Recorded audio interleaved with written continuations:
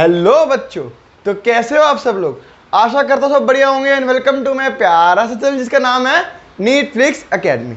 तो दोस्त चलिए इस चैप्टर को आज खत्म करते हैं। कौन सा चैप्टर? अरे रिप्रोडक्टिव हेल्थ, लेक्चर नंबर 4, आखिरी लेक्चर है। दुनिया का सबसे छोटा चैप्टर था ये, मतलब क्लास 12 का अगर सबसे छोटा चैप्टर है तो यही है। तो आज का जो टॉपिक है दोस्त वो है इनफर्टिलिटी। क्या टॉपिक का नाम है आज का? इनफर्टिलिटी। भाई रिप्रोडक्टिव हेल्थ चैप्टर को मैं खत्म कर भी देता, लेकिन बिना इनफर्टिलिटी पढ़ाए ये चैप्टर खत्म हो ही नहीं सकता। भाई नाम, चैप्टर का नाम ही क्या है? Reproductive health. अब जब वो रिप्रोडक्शन वाली जो चीजें हैं, ऑर्गन्स है, वो हेल्दी नहीं रहेंगे तो एट द एंड क्या होने वाला है? इनफर्टिलिटी। ठीक है ना। तो इनफर्टिलिटी के बिना ये चैप्टर खत्म ही नहीं हो सकता था। ठीक है।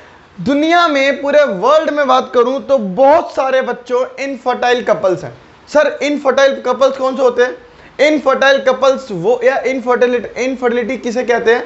सुनना, इनफर्टिलिटी उन्हें कहते हैं कि मान लीजिए कपल्स हैं और उन्होंने अनप्रोटेक्टेड सेक्स किया या अनप्रोटेक्टेड इंटरकोर्स किया, उसके बावजूद उन्हें बच्चे नहीं हो रहे, उनके बावजूद प्रेगनेंसी नहीं हो रही, उसको हम कहते हैं बच्चों इनफर्टिलिटी। क्या कहते हैं? इनफर्टिलिटी। तो वर्ल्ड में बहुत सारे लोग हैं जो इस बीमारी से जूझ रहे हैं, और सिर्फ वर्ल्ड नहीं, इंडिया में भी बहुत सारे हैं। भाई लोग इस चीज को बताने में शर्माते हैं। ठीक है, उनको लगता है कि नहीं भाई हमारे ऊपर बात आ जाएगी, बट इंडिया के अंदर भी बहुत सारे हैं जो कि क्या है? इनफर्टाइल है। क्या है? इनफर्टाइल। ये इनफर्टिलिटी क्यों हो सकती है? बहुत सारे रीजन हो सकते हैं बच्चों इनफर्टिलिटी के। मान लीजिए कुछ फिजिकल हो सकता है, फिजिकल कोई इंजरी हो सकती है जिसकी वजह से क्या है? इनफर्टिलिटी है। इसके अलावा फिजिकल के अलावा बच्चों कुछ बचपन से ही कॉन्जिनाइटल, बचपन से ही ऐसा हो सकता है कि अंदर कुछ ना कुछ गड़बड़ हो, उस वजह से इनफर्टिलिटी है ना। Physical, congenital. इसके अलावा बच्चों कोई डिजीज, कोई ऐसी बीमारी हो गई हो जिसने रिप्रोडक्टिव ऑर्गन्स पे जाके काम किया और जिसकी वजह से इनफर्टिलिटी हो गई है ना। तो इसके अलावा कुछ ड्रग्स ऐसे यूज किए हो, है कि नहीं, तो ये हो गया। इसके अलावा बच्चों साइकोलॉजिकल, कुछ साइकोलॉजिकल इन द साइंस, मतलब साइकोलॉजिकल मतलब समझ लो जैसे कुछ एंजाइटी, डिप्रेशन, ये सब जो चीजें होती हैं उनकी वजह से भी इनफर्टिलिटी हो सकती है। तो ये कारण है बच्चों, फिजिकल, कॉन्जिनाइटल, या कोई डिजीज हो जाना, या कोई ड्रग्स का यूज ऐसा कर लेना। जैसे मान लीजिए जब एक इनफर्टाइल कपल डॉक्टर के पास जाता है तो उस डॉक्टर का तो पहला सवाल होता है, मालूम है क्या होता है? कि आपको कोई पहले गंभीर बीमारी तो नहीं हुई थी जिसकी वजह से आपने ज्यादा दवाइयां खाई हो, है ना। वो रीजन ये पूछने का कि उन ड्रग्स का तो कोई साइड इफेक्ट नहीं है इनफर्टिलिटी। ठीक है, तो वो पूछा जाता है। साइकोलॉजिकल, कुछ माइंड में ऐसी चीजें होती हैं, माइंड की बात कर रहा हूं दोस्त, माइंड की, है ना। कुछ माइंड की ऐसी चीजें होती हैं लाइक एंजाइटी, डिप्रेशन में जो लोग रहते हैं उनके अंदर भी इनफर्टिलिटी आ जाती है। तो ये कुछ कॉजेज हैं जिससे इनफर्टिलिटी हो सकती है। और इनफर्टिलिटी क्या है? बच्चा पैदा ना कर पाना। ठीक है, ये होता है इनफर्टिलिटी। चलो आगे बात समझते हैं बच्चों। इंडिया के अंदर जब बच्चे नहीं होते तो ब्लेम कर दिया जाता है औरत पर कि भैया बांझ औरत ले आए। मैं सच्ची बता रहा हूं, ये नॉर्मल लैंग्वेज यूज कर रहा हूं मैं, जो नॉर्मल लैंग्वेज यूज करते हैं। जो इनफर्टाइल फीमेल्स होती हैं उनको बांझ कहा जाता है कि भाई ये बच्चे नहीं कर सकती, है ना। तो इंडिया के अंदर ब्लेम कर दिया जाता है तुरंत। उनको लगता है लड़का उनका खतरनाक एकदम बढ़िया अलग लड़का है, और उनको किसको ब्लेम कर देते हैं? लड़कियों को तुरंत ब्लेम कर देते हैं कि भैया इसकी वजह से बच्चे घर में नहीं हो रहे। और कुछ घर में तो इसकी वजह से डिवोर्स हो जाते हैं और उसके बाद नई शादी होती है, फिर बच्चे नहीं होते। रीजन क्या है? कि मैक्सिमम चांस है बच्चों कि इनफर्टिलिटी जो है वो फीमेल पार्टनर में ना होके मेल पार्टनर में है।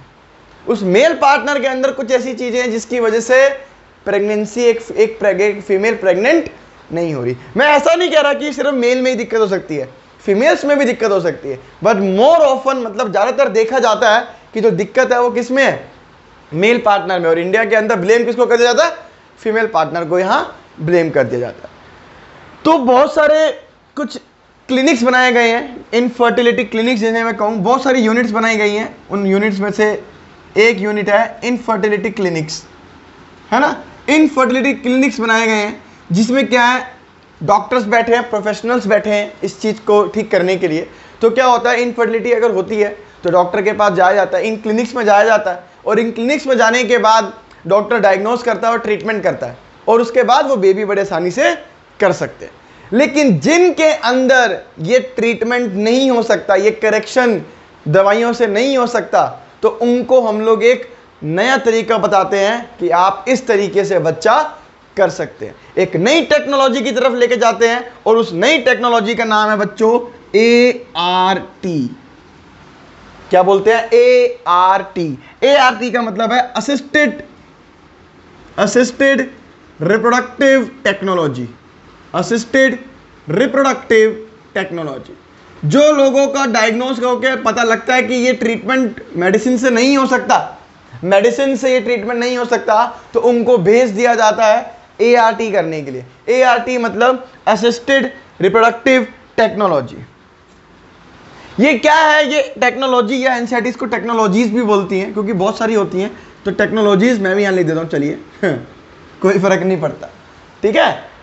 तो ये टेक्नोलॉजी जो है, इसकी वजह से आजकल बहुत सारे कपल्स बेबी कर पा रहे हैं, जो पॉसिबल नहीं था बेबी करना, तो बहुत सारे कपल्स जो हैं वो बेबीज कर पा रहे हैं, बच्चे कर पा रहे हैं। अरे आई कि नहीं बात समझ में? तो अब हमें जो पढ़ना है मेनली बच्चों को पढ़ना है ART के बारे में। किसके बारे में पढ़ना है? ART के बारे में। क्या आप लोग रेडी हैं? अरे बोलो, क्या आप लोग रेडी हैं? बहुत ईजी टॉपिक है यार, बहुत मजेदार टॉपिक है, बहुत ईजी टॉपिक है, आपको मजा आएगा पढ़ने में।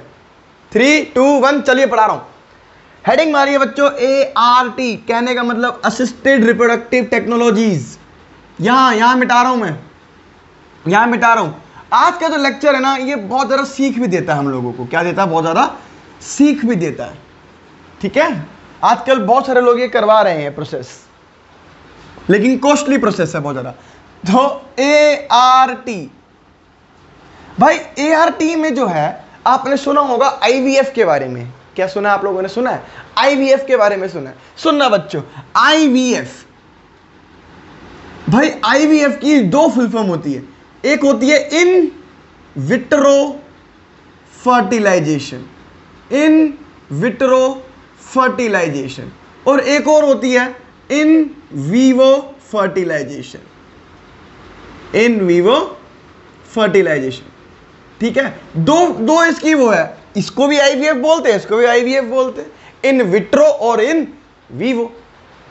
क्या सर दोनों एक ही है? अलग है भाई, दोनों टेक्निक्स, दोनों चीजें आती ART के अंदर है। दोनों चीजें आती किसके अंदर है? ART के अंदर है। लेकिन दोनों में बहुत जमीन आसमान का फर्क है, दोनों टेक्नोलॉजी के अंदर। हाँ, भले इसको बोल दोनों को IVF रहे हैं, लेकिन दोनों में फर्क है, ठीक है। तो हम जो पहले पढ़ेंगे बच्चों, वो पढ़ेंगे इन विट्रो, और उसके बाद पढ़ेंगे इन वीवो। सर क्या है इन विट्रो, क्या इन वीवो, क्या इन विट्रो इन वीवो लगा रखा है, इसका मतलब तो बताओ। चलो मतलब जान लेते हैं। देखो, इन विट्रो यानी, और इसमें लिखा है फर्टिलाइजेशन, मतलब कोई तो ऐसी फर्टिलाइजेशन होनी है जिसमें इन विट्रो है। फर्टिलाइजेशन तो होनी है। फर्टिलाइजेशन मतलब गैमेट्स का फ्यूज होना। इन वीवो तो चलो छोड़ो, फर्टिलाइजेशन तो इसमें भी होनी है। होता क्या है सुनना, इन विट्रो फर्टिलाइजेशन में जो फर्टिलाइजेशन होती है वो आउटसाइड द बॉडी होती है। कहां होती है बच्चों? आउटसाइड द बॉडी होती है। आउटसाइड द बॉडी में फर्टिलाइजेशन, अगर मतलब आउटसाइड द बॉडी कैसे, आपने सुना होगा टेस्ट ट्यूब बेबी। अरे सुना है कि नहीं सुना? इसमें जो बेस्ट एग्जांपल आपको पढ़ना है वो क्या पढ़ना है? Test tube baby, test tube baby program, है ना? ये आपने सुना होगा पहले कभी लाइफ में, है कि नहीं? तो इसके अंदर होता क्या सुनना, फर्टिलाइजेशन को बाहर, बॉडी से बाहर किया जाता है। एक ऐसा इन्वायरमेंट क्रिएट किया जाता है कि फर्टिलाइजेशन, जैसे बॉडी के अंदर फर्टिलाइजेशन होनी है, तो एक इन्वायरमेंट होता है ना, जैसे इन फर्टिलाइजेशन होगी इस इन्वायरमेंट के अंदर, वही इन्वायरमेंट क्रिएट किया जाता है लैब के अंदर। सोचो कहां तक पहुंच गई है साइंस। वही इन्वायरमेंट क्रिएट किया जाता है किसके अंदर? एक लैब के अंदर क्रिएट किया जाता है, और वहां पे बच्चों क्या कराई जाती है? फर्टिलाइजेशन कराई जाती है। टेस्ट ट्यूब के अंदर एक हस्बैंड से, अगर हस्बैंड के पास स्पर्म नहीं है, स्पर्म उसके कंडीशन सही नहीं है, तो एक डोनर से स्पर्म लिया जाता है ना। सेम चीज एक वाइफ से ओवा या एग लिया जाता है, अगर उसकी कंडीशन सही नहीं है तो एक डोनर से, एक फीमेल डोनर से एग या स्पर्म, एग लिया जाता है। इन दोनों को लैब के अंदर फर्टिलाइजेशन कराया जाता है और फर्टिलाइजेशन के बाद क्या बनता है बच्चों, जाइगोट बनता है। क्या बनता है, जाइगोट। और जाइगोट जब बनता है ना, और फिर उस जाइगोट को हम लोग ट्रांसफर करते हैं। क्या करते हैं, ट्रांसफर करते हैं फीमेल के अंदर। किसके अंदर ट्रांसफर करते हैं, फीमेल के अंदर ट्रांसफर करते हैं, क्योंकि वो फीमेल ऐसी है बच्चों कि वो सिर्फ फर्टिलाइजेशन नहीं करवा पा रही, उसके अलावा बाकी सारी चीजें जो इम्प्लांटेशन या बच्चे का केयर या 9 महीने तक बच्चे को पेट में रखना, वो सब करवा सकती है वो, बस फर्टिलाइजेशन नहीं हो रही। तो हमने फर्टिलाइजेशन क्या किया, बाहर कर दिया। फर्टिलाइजेशन क्या किया, बाहर कर दिया। टेस्ट ट्यूब के अंदर फर्टिलाइजेशन कराइए, इसलिए इसको बोलते हैं टेस्ट ट्यूब बेबी प्रोग्राम कहते हैं, है ना। टेस्ट ट्यूब बेबी प्रोग्राम में क्या किया बच्चों, फर्टिलाइजेशन कराई टेस्ट ट्यूब के अंदर, लैब के बाहर, और उसके बाद क्या करवाया हमने, इसका जो एम्ब्रियो हुआ वो एम्ब्रियो को हमने क्या कराया बच्चों, ट्रांसफर करा दिया। तो अगर मैं पूछूं कि भाई इन विट्रो फर्टिलाइजेशन में क्या होता है, तो आप क्या बोलेंगे, कुछ नहीं बोलेंगे सर, हमने स्पर्म लिया और एग लिया। अब वो हस्बैंड से भी ले सकते हैं या किसी मेल डोनर से, सेम वाइफ से भी ले सकते हैं या फिर किसी फीमेल डोनर से। हमने लिया, लैब के अंदर फर्टिलाइजेशन कराई, जाइगोट बना, उसके बाद हमने इसको ट्रांसफर कर दिया एक फीमेल के अंदर, यानी उसी की वाइफ के अंदर हमने इसको ट्रांसफर कर दिया, है ना। तो इसे बोलते हैं एम्ब्रियो ट्रांसफर। ये पूरा का पूरा प्रोसेस है बच्चों इन विट्रो फर्टिलाइजेशन। अब मेरी बात समझो, फर्टिलाइजेशन हुई, जाइगोट बन गया, फर्टिलाइजेशन हुई, जाइगोट बन गया। जाइगोट डिवाइड करने लगेगा, या मैं बोलूं इसको अर्ली एम्ब्रियो। क्या बोलूं, अर्ली एम्ब्रियो।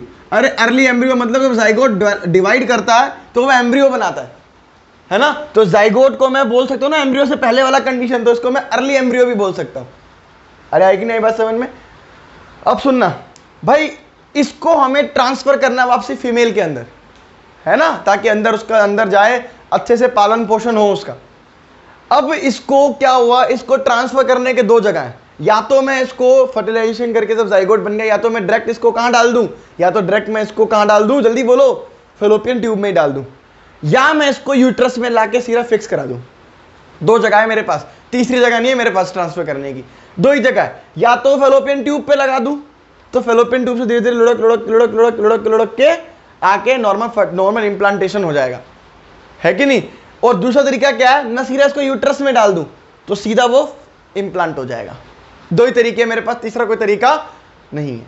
तो कब फैलोपियन ट्यूब में डाला जाए और कब यूट्रस में डाला जाए, उसकी कंडीशन दी गई। उन्होंने बोला कि अगर जाइगोट या early embryo up to 8 blastomere है, up to 8 blastomere. Sir blastomere क्या होता है, ये मैंने पढ़ा चुका हूं मैं आपको पिछले लेक्चर में पिछले चैप्टर में मैं आपको ब्लास्टोमियर के बारे में पढ़ा चुका हूं, जहां मैंने फर्टिलाइजेशन के बारे में आपको पढ़ाया था।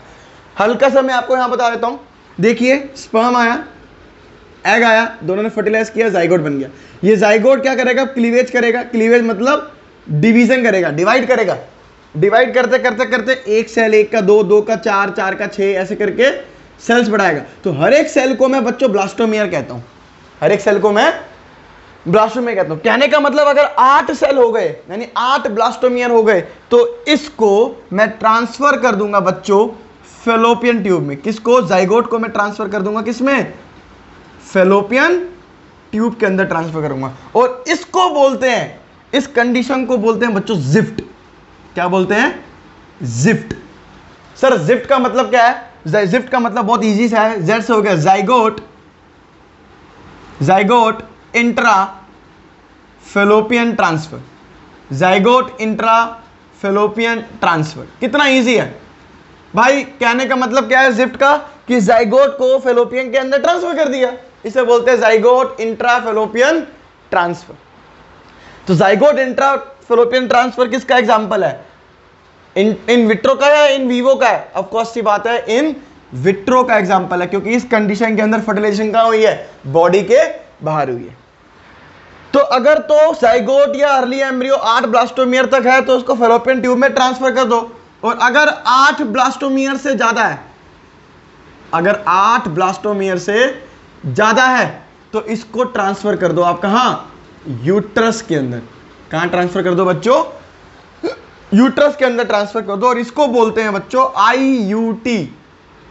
आईयूटी है ना, इसका होता है इंट्रा, अरे तो बता दो, uterine transfer, intra uterine transfer. तो IUT का मतलब इंट्रा यूटेराइन ट्रांसफर, नहीं दिख रहा लिखा हुआ तो यहां लिख देता हूं, ये देखिए इंट्रा यूटेराइन ट्रांसफर। तो भाई साहब इंट्रा यूटेराइन ट्रांसफर भी इन विट्रो या इन वीवो है, तो ये भी बच्चों इन विट्रो में ही आता है।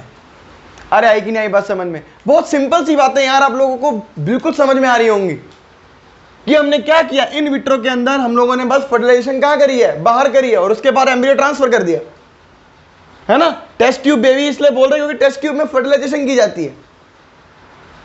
फर्टिलाइजेशन हो गई, उसके बाद एम्ब्रियो ट्रांसफर करना है। एम्ब्रियो ट्रांसफर करने के लिए दो जगहें हैं, या तो फेलोपियन ट्यूब में डाल दूं या तो यूट्रस में डाल दूं।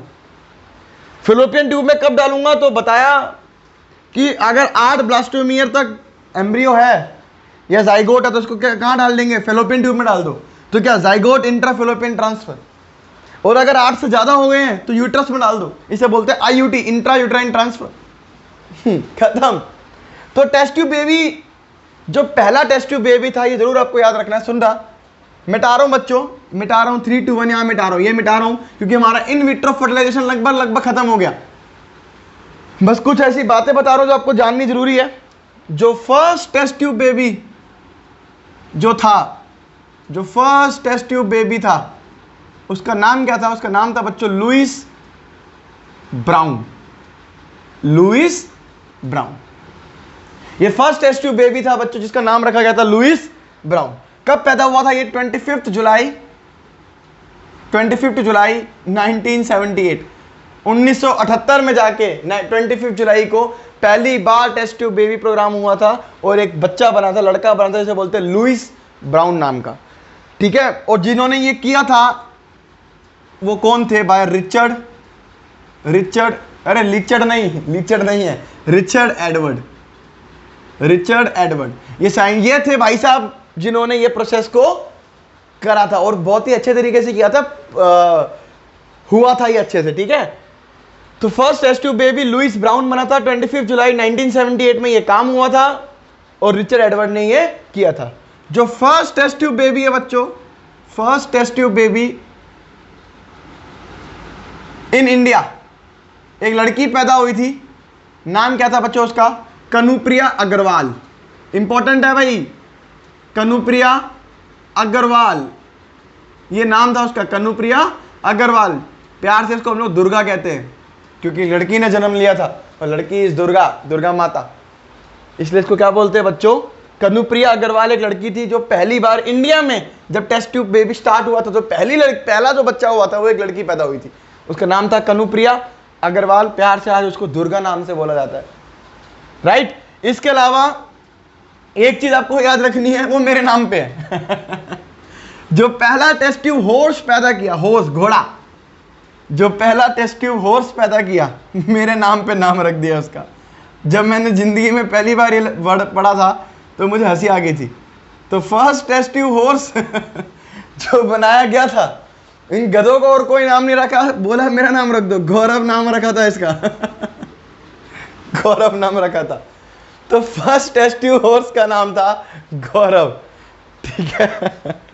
तो ये हो गया अच्छा आपका इन विट्रो फर्टिलाइजेशन खत्म, ये हो गया आपका इन विट्रो फर्टिलाइजेशन खत्म। नेक्स्ट जो टॉपिक पढ़ेंगे वो है इन वीवो फर्टिलाइजेशन। क्या है? In vivo fertilization. मिटा दूं क्या? चलिए मिटा रहा हूं, मिटा दिया। अरे वो ART में ही आएगा, ठीक है ना। मिटा दिया मैंने, इनफर्टिलिटी भी मिटा रहा हूं, थोड़ा जगह ज्यादा चाहिए अपन को। इधर देखो भाई, नेक्स्ट है हमारा जो टॉपिक है, दिख रहा है लिखा हुआ है यहाँ पे, बहुत बढ़िया। नेक्स्ट जो टॉपिक है वो है IVF। अबे तो कराया। IVF यहाँ पे क्या है? In vivo fertilization. In vivo fertilization भाई, इन वीवो का मतलब क्या है? अंदर। वीवो का मतलब क्या है? अंदर। देखो विट्रो में क्या है? टी आ रहा है ना, तो आउटसाइड में क्या आता है? टी आता है। तो फर्टिलाइजेशन इन विट्रो में क्या होगा? Outside the body. In vivo में कोई टी नहीं आ रहा, और इनसाइड द बॉडी, इनसाइड में भी कोई टी नहीं आ रहा। तो इन वीवो में जो फर्टिलाइजेशन होती है वो क्या होती है? इनसाइड द बॉडी होती है। क्या होती है? इनसाइड द बॉडी होती है। सुनना हुआ क्या, एक फीमेल है, वो एग प्रोड्यूस नहीं कर पा रही। वो क्या नहीं प्रोड्यूस कर पा रही? एग प्रोड्यूस नहीं कर पा रही। लेकिन अगर उसके अंदर एग आ जाए तो नॉर्मली स्पर्म आएगा, फर्टिलाइजेशन होगी, प्रेगनेंसी होगी। मतलब फीमेल सिर्फ एग प्रोड्यूस नहीं कर पा रही, बाकी हर एक चीज जो प्रेग्नेंट फीमेल कर सकती है वो सारी चीजें उस फीमेल के अंदर हो सकती है। समझ रहे हो? तो इस कंडीशन में क्या करते हैं, गौर से सुनना। इस कंडीशन में बच्चों क्या करते हैं, हम लोग एक ओवम या एक एग लेते हैं एक फीमेल डोनर से। हम लोग क्या करते हैं, एक एग लेते हैं, एक फीमेल डोनर से एग लिया, ठीक है, और उसको ट्रांसफर कर दिया एक दूसरी फीमेल के अंदर। क्या कर दिया? एक दूसरी फीमेल के फेलोपियन ट्यूब में उसको ट्रांसफर कर दिया। उसको हम लोग बोलते हैं बच्चों गिफ्ट। भाई जिफ्ट और गिफ्ट दोनों अलग है। तो गिफ्ट का मतलब क्या है? Gamete intra fallopian transfer. Gamete intra fallopian transfer, ये इन विट्रो वाला कंडीशन है। रीजन सुनना, एक फीमेल है, एक फीमेल, वही यही बता रहा हूं दोबारा से, एक फीमेल है जो एग प्रोड्यूस नहीं कर पा रही लेकिन वो फर्टिलाइजेशन कर पाएगी, ठीक है। नॉर्मल जितनी भी चीजें फीमेल के अंदर सब कर पा रही हैं। एक बच्चे को पैदा करने तक जो इन्वायरमेंट चाहिए बच्चे को पेट के अंदर, वो भी वो प्रोवाइड करेगी। सब कुछ हो सकता है, बस फीमेल के अंदर एग प्रोड्यूस नहीं हो रहा। अब इसमें हम लोग क्या है कि फीमेल से एग ले ले, मेल से वो ले ले, ये सब नहीं करेंगे। इस कंडीशन में हम लोग कहां भागेंगे? इन वीवो में, अंदर ही फर्टिलाइजेशन कराएंगे। क्या करेंगे? सुनना, एक डोनर से, एक फीमेल डोनर से हम लोगों ने क्या किया? गैमेट ले लिया, उसका एग ले लिया उसका, और वो एग हमने एक दूसरी फीमेल में डाल दिया उसके फेलोपियन ट्यूब में। इसको क्या बोलते हैं? Gamete intra fallopian transfer. और फिर स्पर्म आया, नॉर्मल फर्टिलाइजेशन हुई और सारा काम हुआ, प्रेगनेंसी हो गई, खत्म। इसे बोलते हैं गैमेट इंट्रा फेलोपियन ट्रांसफर, यानी गिफ्ट। तो ये गिफ्ट एग्जाम्पल किसका है? इन वीवो फर्टिलाइजेशन का एग्जाम्पल है बच्चों। किसका एग्जाम्पल है? इन वीवो फर्टिलाइजेशन का एग्जाम्पल। इसके अलावा ये तो हो गया एक प्रोसेस, एक तरीका हो गया। दूसरा एक और तरीका होता है बच्चों से बोलते हैं ICSI। अबे ये तो पाकिस्तानी बोर्ड का नाम लग रहा है, पाकिस्तानी जो वो होते हैं टेररिस्ट ICSI ऐसा लग रहा है ना, है ना। तो ये इनको बोलते हैं बच्चों intra cytoplasmic sperm injection. Sperm injection इस कंडीशन में क्या होता है? सुनना, नाम से समझो, इंट्रा साइटोप्लाज्मिक स्पर्म इंजेक्शन। होता क्या है इसके अंदर? एक बहुत ही पतली सी माइक्रो निडल लेते हैं, बहुत ही पतली सी माइक्रो निडल लेते हैं, ठीक है, और उसमें क्या करते हैं? उसमें स्पर्म को भरा जाता है और डायरेक्टली एग के साइटोप्लाज्म में इंसर्ट कर दिया जाता है। इसे बोलते हैं इंट्रा साइटोप्लाज्मिक स्पर्म इंजेक्शन। अब इस कंडीशन के अंदर क्या हुआ? सोचिए, माइक्रो निडल के थ्रू ये काम हुआ, स्पर्म को बॉडी के अंदर ही डाला गया, मतलब एग तक ही डाल दिया गया, और फर्टिलाइजेशन जो होगी वो बॉडी के अंदर हो रही है, बॉडी के बाहर हो रही है? बॉडी के अंदर ही हो रही है। तो अंदर ही हो रही है तो ये इन वीवो होगा कि इन विट्रो होगा? ये भी इन वीवो फर्टिलाइजेशन ही होगा।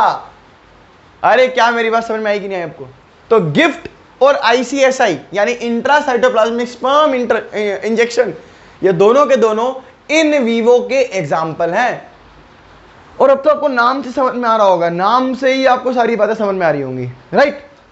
अब आगे सुनो, ये कैरिड आउट बाय, लिख रहा हूं मैं यहाँ पे, carried out by needle. Carried out by किससे होता है? ये carried out by micro needle. बहुत पतली सी एक निडल लेते हैं, बड़ा सा सुआ ले नहीं सकते, बड़े से सुए से नहीं होता, छोटे बेवकूफ पतले सुए से होता है, माइक्रो निडल कहते हैं। चलो बच्चों, तीसरा मैं बताऊं आपको मेनली इनफर्टिलिटी का रीजन क्या है।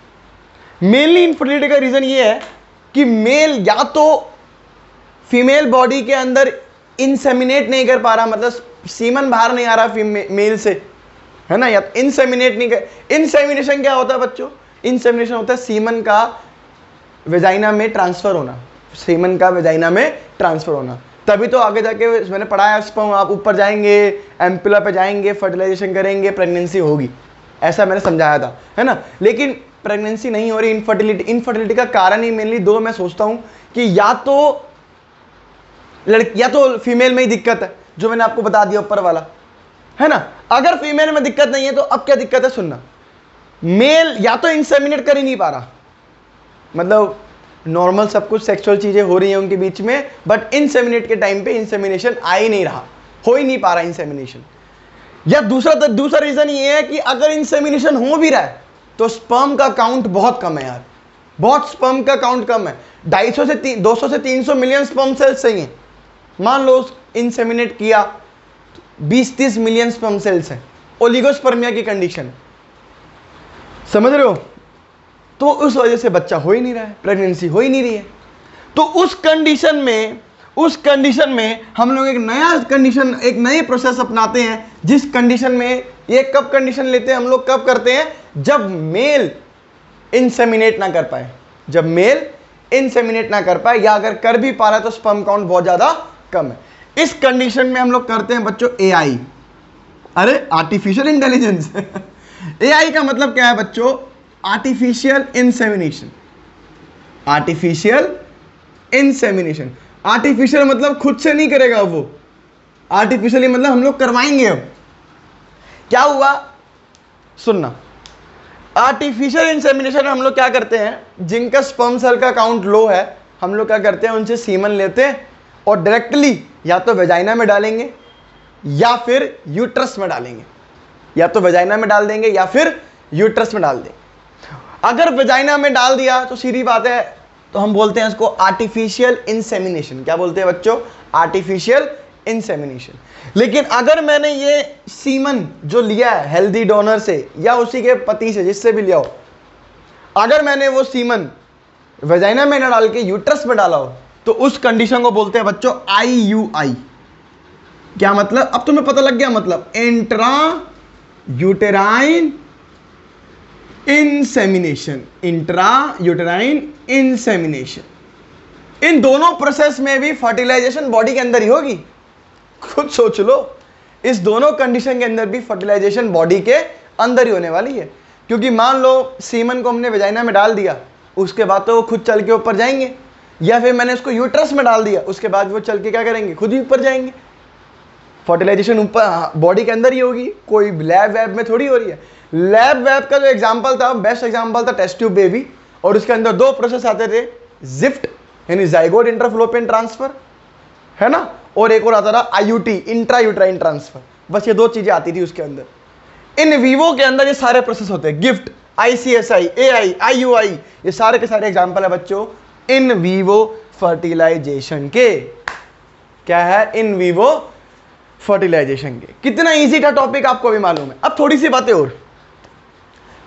और सुनना भाई, ये जितने भी मैं काम बता रहा हूं ना आपको, इन विट्रो इन वीवो, इसके लिए हाईली स्पेशलाइज्ड प्रोफेशनल्स लोग चाहिए।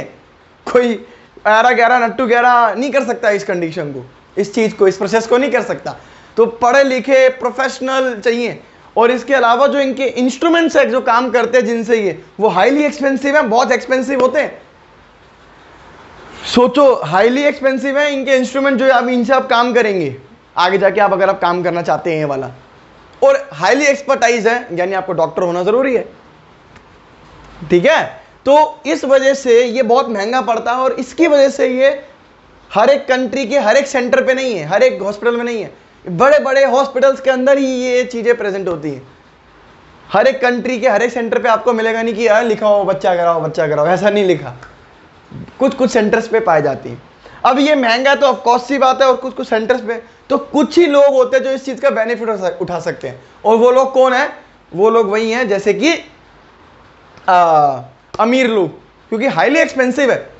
एक गरीब इंसान इस चीज को नहीं करवा सकता, एक मिडिल क्लास फैमिली वाला ये चीज नहीं करवा सकता।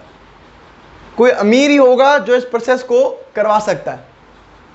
दूसरी बात, ये प्रोसेस करवाने का तो ठीक है, लेकिन आपको पता है बच्चे के लिए बहुत लोग तरसते हैं, बच्चों के लिए कहते हैं कि खुद से हो जाए तो अच्छा है, नेचुरल तरीके से बच्चा हो जाए। लोग यही चाहते हैं कि नेचुरल तरीके से बच्चा हो जाए। ये सब चीज़ें नहीं करवाना चाहते हैं, क्योंकि उनके कुछ आस्था होती है कि बच्चा भगवान का रूप होता है ना। तो उनकी कुछ आस्थाएं होती हैं, कुछ रिलीजियस चीज़ें होती हैं उनके अंदर, कुछ अटैचमेंट, कुछ इमोशनल चीज़ें होती हैं। इस लगाव होता है कि नहीं भाई नेचुरली होना चाहिए, खुशखबरी आनी चाहिए नेचुरली। है ना। या फिर लोग क्या सोचेंगे कि इससे खुद से नहीं हो पाया, इसने कुछ तरीका करवाया जिसकी वजह से इसको बच्चा हुआ है। तो सोशली भी ये सब चीजें दिमाग में आती हैं, है कि नहीं। तो एट दी एंड बच्चों, एट दी एंड IVF या इन विट्रो या इन वीवो या मैं बोलूं इस ART असिस्टेड रिप्रोडक्टिव टेक्नोलॉजी का मेन आखिरी फंडा क्या था, क्या कराना फंडा था। ये फंडा ये था कि जो लोग बच्चे नहीं कर पा रहे हैं उनको बच्चा देना, उनको प्रेगनेंसी करवाना, ये इसका आखिरी मेन मोटिव था। तो यार एक बात बताओ, ये जो हमारे इंडिया में बहुत सारे ऑर्फनेज हैं, ये ऐसे बच्चे हैं जो बेचारे पैदा हुए और उनके माँ बाप ने उनको छोड़ दिया कि वो पाल नहीं सकते। तो यार एक बात बताइए कि ये सब कराने से अच्छा क्या उस बेचारे जो बेचारा जो ऑर्फन में पड़ रहा है, ऑर्फन में रह रहा है, जो शायद मैच्योर होने तक क्या पता जिंदा रहे ना रहे, जो बच्चे सड़क पे रह रहे हैं, क्या उनको अडॉप्ट करना सही नहीं रही है।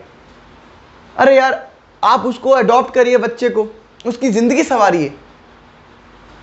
आपको अगर बेबी नहीं हो रहा है तो भगवान ने कुछ और चूज किया आपके लिए कि आप किसी और का भला कीजिए, समझ रहे हैं। तो और इंडिया में तो लीगल है यार, पेपर वर्क करके सब कुछ करके एक बच्चे को अडॉप्ट करना लीगली बिल्कुल ठीक है, और करना भी चाहिए मेरे अकॉर्डिंग तो लीगली। रीजन है यार कि आबादी बढ़ रही है, यही बच्चे बेचारे जो ऑर्फन में रह रहे हैं, कुछ बच्चे तो चलिए दिमाग के शातिर होते हैं, कुछ ना कुछ कर जाते हैं, लेकिन मैं बताऊं आपको 90% जो बच्चे होते हैं ऑर्फन वाले जो होते हैं वो चोरू चक्के बनते हैं, भिखारी बनते हैं, गरीब मरते हैं बेचारे। सोचिए, कुछ होते हैं जो पढ़ लिख के थोड़ा सा जो अडॉप्ट कर लिए जाते हैं वो तो ठीक है, लेकिन बाकी लोगों की ज़िंदगी अच्छी नहीं है। कोई ढाबे पे काम कर रहा है, कोई नाली साफ़ कर रहा है, ये सब काम कर रहे हैं। तो यार ये सब प्रोसेस करवाने से अच्छा, ये सब महंगे प्रोसेस कराने से अच्छा आप एक बच्चे को अडॉप्ट करिए जो कि लीगली है, और अपना पेरेंट बनने का सपना पूरा कीजिए, और ये सबसे बेस्ट तरीका है मेरे अकॉर्डिंग। ठीक है, आशा करता हूँ आपको लेक्चर पसंद आया होगा। अगर आपको लेक्चर पसंद आया है तो बेटा बच्चों इस लेक्चर को लाइक करें, शेयर करें और मेरे चैनल को सब्सक्राइब करें। तब तक के लिए चलता हूँ, अगले लेक्चर में मिलते हैं अपने, तब तक के लिए ओके, बाय बाय।